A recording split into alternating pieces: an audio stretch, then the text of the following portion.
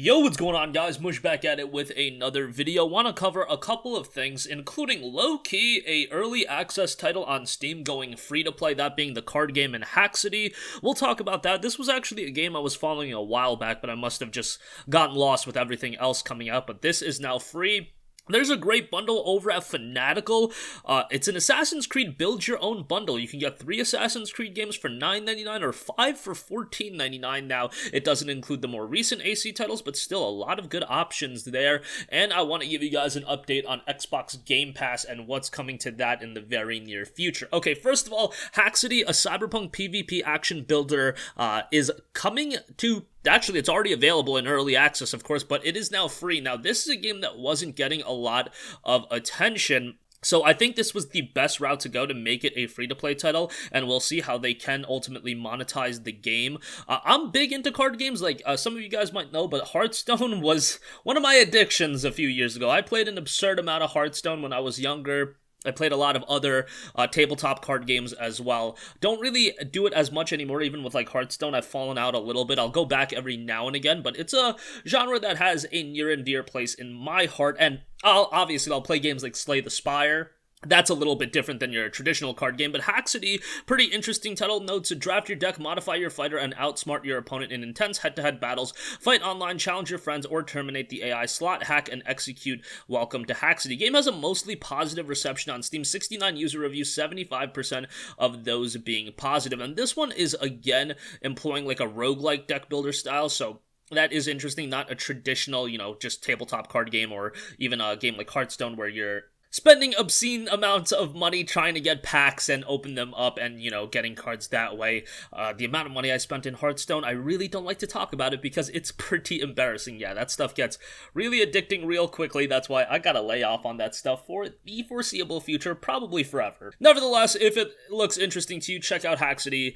It is free to play right now. Okay, moving on from that, Fanatical has got an Assassin's Creed bundle, and it is pretty good. You can get 3 games for $9.99, or you can get 5 games for $14.99. So if you get 3 for $9.99, that works out to $3.33 a game. 5 for $15 works out to $3 a game.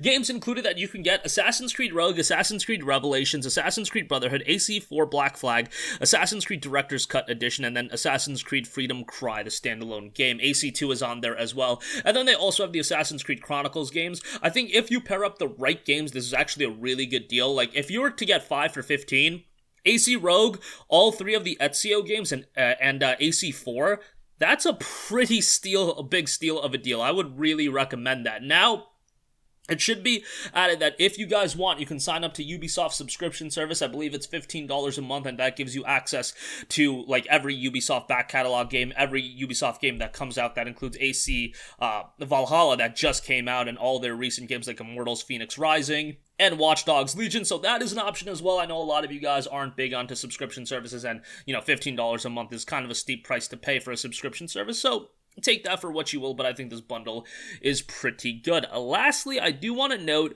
some things about Xbox Game Pass. Getting some updates and some new games coming to PC. To quickly cover, Wreckfest is coming to Xbox Game Pass on PC. Dirt 5, Super Hot, Mind Control Delete, and Code Vein are the PC edition. So those are pretty good, all things considered. Unfortunately, it's not getting some of the additions that console is getting. Console is getting Killer Queen Black, and then also Pillars of Eternity 2 Deadfire Ultimate Edition. So a little bit of a bummer that that's not coming on PC, but still some nice additions on PC.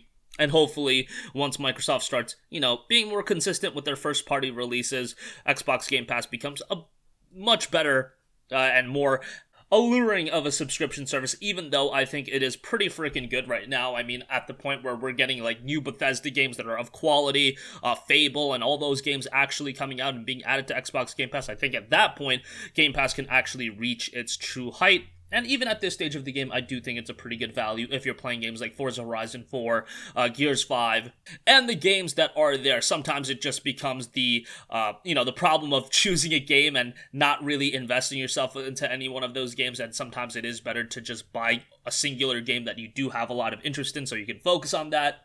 But that is a debate for another day entirely. But that's going to wrap up this one. Definitely let me know your guys' thoughts in the comment section down below. Let me know if you're going to check out Hack City. That Assassin's Creed bundle, again, very good there. And Xbox Game Pass getting some new games very soon. That's it for this one. If you guys have a request for a future video, you can leave that in the comment section down below. And I will catch you guys in the next one. Peace out.